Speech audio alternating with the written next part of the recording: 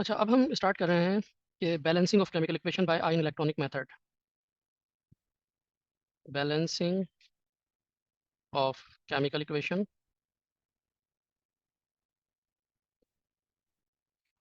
Bye ion electronic method. अभी ion electronic method किस तरह से हमें काम करना है, तो इसको एक एग्जांपल के साथ ही देख लेते हैं। थ्योरेटिकल बात करेंगे तो बात इतनी ज़्यादा क्लियर नहीं होती है। तो हम एक एग्जांपल ले लेते हैं जिस इक्वेशन को हमें बैलेंस करना है। अच्छा, यहाँ पर एक चीज़ का और ख्याल रखना होता है कि whether the reaction is in acidic condition और इन बेसिक कंडीशन। तो फॉर एग्जांपल हम एक इक्वेशन ले लेते हैं। अब बैलेंसिंग के लिए हमें करना ही होगा कि पहले देखना है कि ये एसिडिक मीडियम है या बेसिक मीडियम है। तो समटाइम तो इक्वेशन देखकर हमें मालूम हो जाता है, लेकिन समटाइम हम मालूम नहीं कर सकते हैं। तो आमतौर पे आपको एग्जाम में गिवन होता है कि ये कौन से मीडियम है। तो यहाँ पर मैं आपको बता दे रहा हूँ कि this is in acidic medium. अब एसिडिक मीडियम में तो हमें देखना है कि कहाँ पर ऑक्सीडेशन हो रही है, कहाँ पर रिडक्शन हो रही है। मैंने आपको ऑलरेडी बताया हुआ है कि अगर ऑक्सीजन किसी भी नॉन मेटल के साथ, उसके ऊपर -2 चार्ज होता है, और हाइड्रोजन किसी भी नॉन मेटल के साथ उसको +1 चार्ज होता है। तो उसके साथ जो दूसरा एलिमेंट है उसको फाइंड करना होता है। फिर एक और बात ये ध्यान में रखिएगा कि जो अपनी न्यूट्रल स्टेट में कोई भी एलिमेंट है, अपनी नेचुरल अकरिंग स्टेट में वो न्यूट्रल होता है, उसके ऊपर चार्ज जीरो होता है। यहाँ पे नाइट्रोजन के ऊपर चार्ज जीरो है, और ब्रोमीन पे भी चार्ज जीरो है, जब यानी Br2 और N2 की फॉर्म में है तो। लेकिन अगर हम BrO3 माइनस में देखें तो हमें यहाँ पर इसकी ऑक्सीडेशन स्टेट निकालना होगी।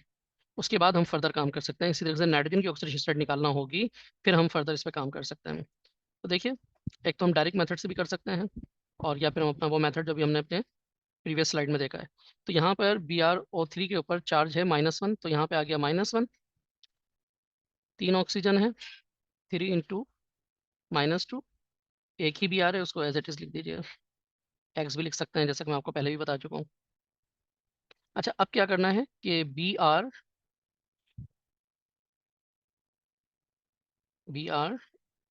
3 × 2 it is -6 is equal to -1। So the Br is equal to -1 + 6. So the charge on Br is +5. तो हमें ये बात मालूम होनी चाहिए कि जो हम इक्वेशन बैलेंस करने जा रहे हैं, तो वहाँ पे स्पीशीज पे चार्ज क्या है, जब तो हम बता सकेंगे कि जनाब कौन सी स्पीशीज जो है ऑक्सीडाइज हो रही है, कौन सी रिड्यूस हो रही है। सिमिलरली अगर हम नाइट्रोजन को देखना चाहें तो नाइट्रोजन के लिए क्या है, there are 2 nitrogen atoms plus 4 hydrogen atoms, और आपको बताया गया है कि अगर हाइड्रोजन किसी नॉन मेटल के साथ है तो वो +1 होता है। अच्छा, इस कंपाउंड के ऊपर ओवरऑल चार्ज जीरो है, क्योंकि देखें कोई चार्ज होता तो लिखा हुआ होता। तो अच्छा, भैया क्या हो गया, 2n + 4 is equal to 0। So 2n is equal to -4। So n is equal to -4 divided by 2। तो इसका मतलब है कि नाइट्रोजन की ऑक्सीडेशन स्टेट क्या है यहाँ पर, -2 है।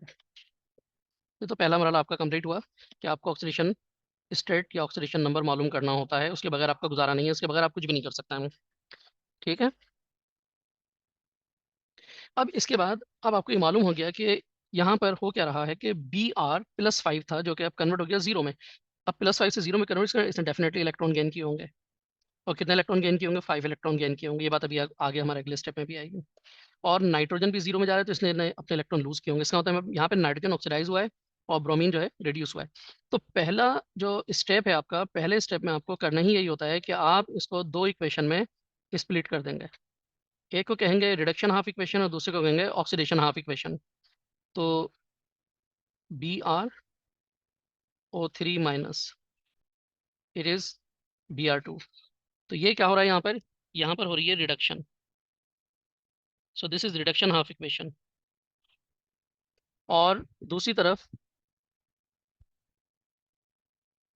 N2H4, ये N2 में कन्वर्ट हो रहा है। तो ये हो गई ऑक्सीडेशन हाफ इक्वेशन, क्योंकि वो -2 से 0 की तरफ जा रहा है, जो कि मैं आपको ऑलरेडी पिछली स्लाइड में बता भी चुका हूँ। कि अगर -2 से 0 की तरफ जा रहा है, इट बिकम्स लेस नेगेटिव, तो ये भी ऑक्सीडेशन है, तो ये ऑक्सीडेशन हो गई और ये रिडक्शन हो गई। अच्छा, जो सेकंड स्टेप है उसके बाद ये है कि ऑक्सीजन और हाइड्रोजन के अलावा बाकी तमाम एलिमेंट्स को बैलेंस कर देना है। तो अब अगर उनको बैलेंस करना है तो हम क्या करेंगे? तो देखिए उसके लिए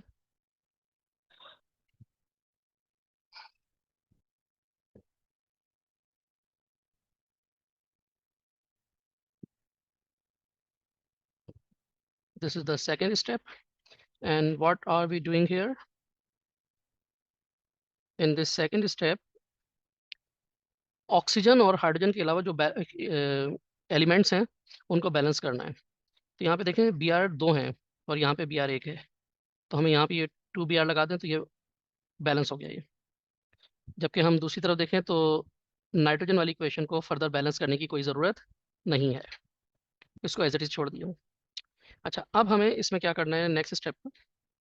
नेक्स्ट स्टेप में हमें इनके ऑक्सीजन को बैलेंस करना है और हाइड्रोजन को बैलेंस करना है। तो अगेन हम यहाँ पर ये इक्वेशंस लिख लिए हमने, तो अब हम ये काम एक एक करके करेंगे। यहाँ पर हम जो है ना ऑलरेडी जो है ऑक्सीजन के अलावा दीगर एलिमेंट्स को बैलेंस कर चुके थे इस स्टेज में, सेकंड स्टेज में। तो अब जब हम थर्ड स्टेज की तरफ जा रहे हैं तो थर्ड स्टेज में हमें क्या करना है? पहले ऑक्सीजन को बैलेंस करना है। अच्छा, अब यहाँ पे अब हमें ख्याल रखना होगा कि रिएक्शन किस में है? एसिडिक मीडियम में है। अच्छा, अगर रिएक्शन एसिडिक मीडियम में है तो हमें क्या करना होता है कि पहले हम ऑक्सीजन बैलेंस करते हैं। किस तरह से करते हैं? कि अगर आपके पास यहाँ पर BrO3 है, लेकिन अगर आप 2 देखें तो 2 3 6, सो देर आर 6 ऑक्सीजन एटम्स। तो हम दूसरी तरफ क्या यूज़ करेंगे? हम दूसरी तरफ इतने ही वाटर मॉलिक्यूल जो ऐड करेंगे, जितने ऑक्सीजन है उतने ही वाटर, तो 6 ऑक्सीजन है तो यहाँ पे 6 वाटर मॉलिक्यूल्स। अच्छा, अब आपको ये बात समझ में आनी चाहिए कि अगर 6 वाटर मॉलिक्यूल ही क्यों ऐड किया? क्योंकि हर वाटर मॉलिक्यूल में एक ऑक्सीजन होती है, तो हम ऑक्सीजन को बैलेंस कर रहे थे। अच्छा, अब इस मरहले में प्रॉब्लम क्या आई कि अगर हमने 6 वाटर मॉलिक्यूल ऐड किए हैं तो यहाँ तो हाइड्रोजन आ गया, हाइड्रोजन भी बैलेंस करना है। क्योंकि इक्वेशन एसिडिक मीडियम में, इसलिए अब हम हाइड्रोजन को बैलेंस करने के लिए दूसरी साइड पर इसके डबल हाइड्रोजन आए, यानी 6 2 12, 6 2 12,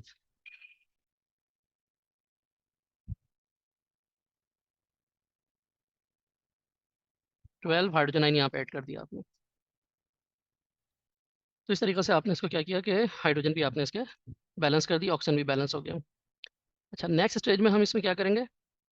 हम फिर दोनों इक्वेशन एक साथ लेके चलें तो ज़्यादा बेहतर है। तो अब इसमें हमें क्या करना है? इसमें देखें ऑक्सीजन तो है नहीं, इसमें है हाइड्रोजन। तो अब हमें हाइड्रोजन को बैलेंस करना है, यहाँ पर सिर्फ हाइड्रोजन बैलेंस होगा डायरेक्टली। तो हाइड्रोजन को बैलेंस करने के लिए हम इसमें क्या करने जा रहे हैं? क्या आपको मालूम है यहाँ पे 4 हाइड्रोजन एटम है, तो राइट साइड पे कोई हाइड्रोजन एटम नहीं है। रिएक्शन एसिडिक मीडियम में है, तो अल्टीमेटली हमें यहाँ पर वही काम करना है कि हाइड्रोजन को बैलेंस करने के लिए हम हाइड्रोजन आइंस दूसरी साइड पर ऐड कर देंगे। तो 6 नहीं बल्कि 4 होगा, तो 4 हाइड्रोजन आइन आ गए।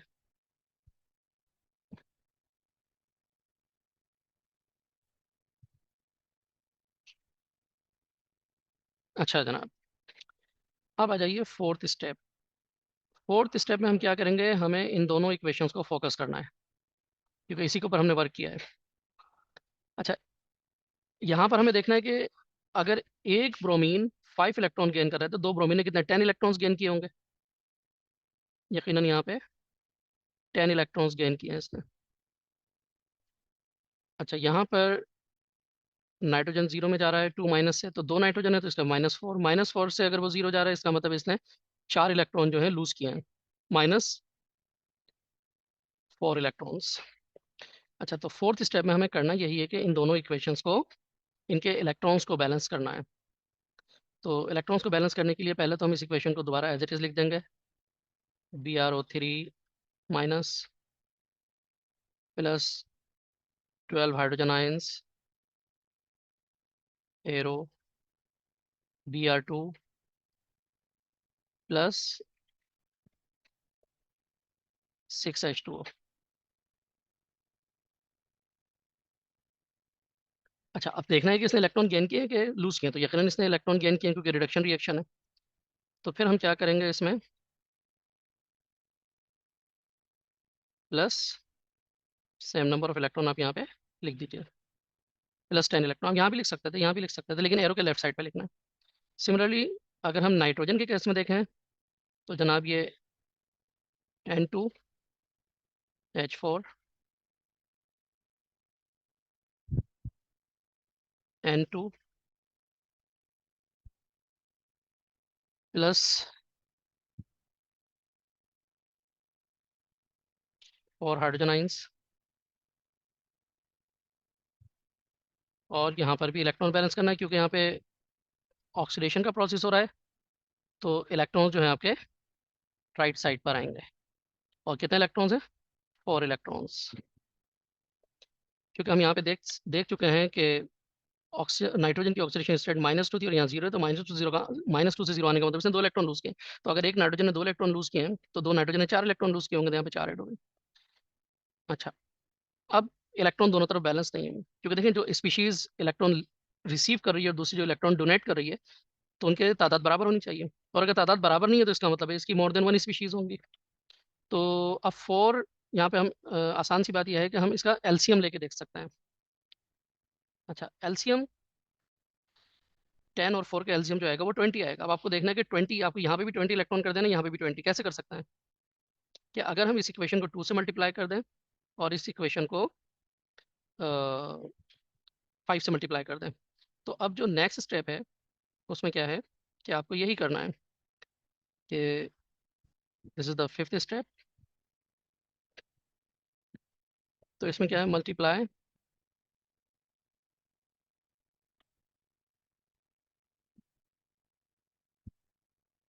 Reduction equation and oxidation equation, और तरीका मैंने आपको बता दिया कि this whole equation would be multiplied by 5 and this whole equation would be multiplied by 2। तो multiply, this is the reduction equation, reduction equation by 2,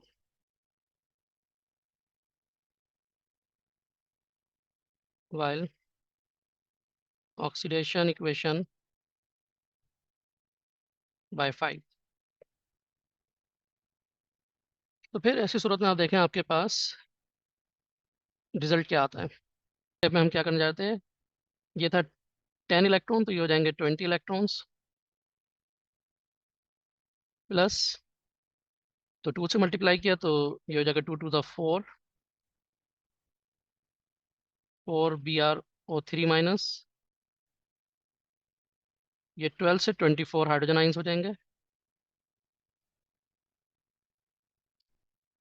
ये 2 Br2 हो जाएगा, और ये 6 वाटर मॉलिक्यूल हो जाएंगे, 6H2। दूसरी क्वेश्चन में देखें, 5 से मल्टीप्लाई करेंगे, ये हो जाएगा 5N2H4 एरो, 5 नाइट्रोजन यानी 5N2, प्लस 5 फोर ज़ा 20 हाइड्रोजन आइंस, फिर प्लस 20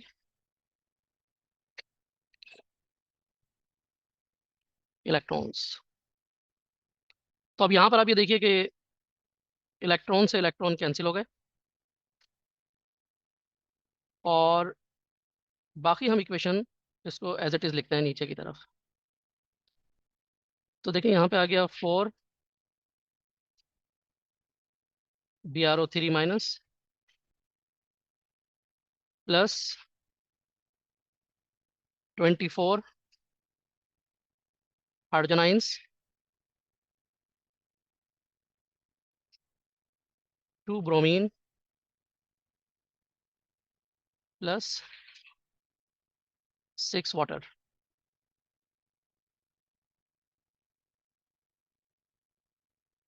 अच्छा, यहाँ पे एक चीज़ और भी तो नोट कीजिए, यहाँ पर 20 हाइड्रोजन इस साइड पर भी है, तो फिर 24 ये वाले माइनस करना होंगे, क्योंकि जब आप इन 20 को इस साइड पे लेकर आए या उधर लेकर जाएं तो ये बैलेंस हो जाएंगे। तो यहाँ पे रह जाएंगे 4 हाइड्रोजन, रह जाएंगे 4 हाइड्रोजन आइंस।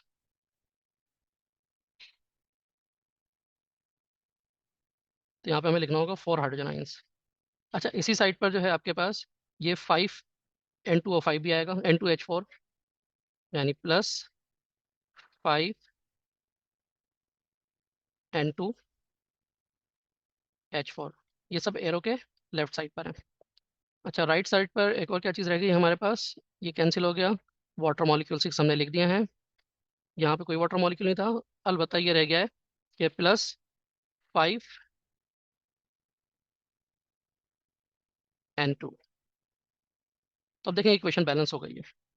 आप ओवरऑल देखिए, तो 5 4 ज़ा 20, 20 एंड 4, 24 हाइड्रोजन।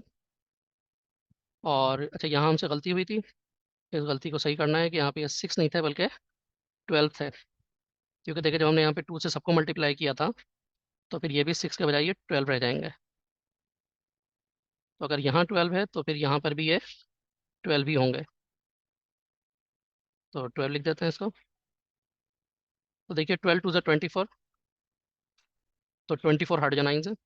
4 3 ज़ा 12 हाइड्रोजन, 12 हाइड्रोजन है। तो ये इक्वेशन ओवरऑल बैलेंस हो गई है।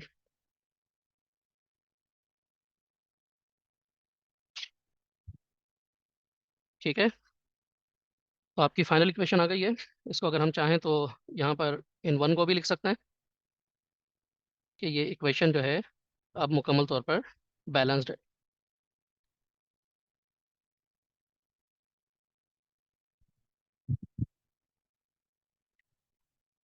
तो इंशाल्लाह नेक्स्ट स्लाइड में जो है फिर हम बेसिक मीडियम में भी इक्वेशन करेंगे और एसिडिक मीडियम में भी फर्दर हम प्रैक्टिस करेंगे।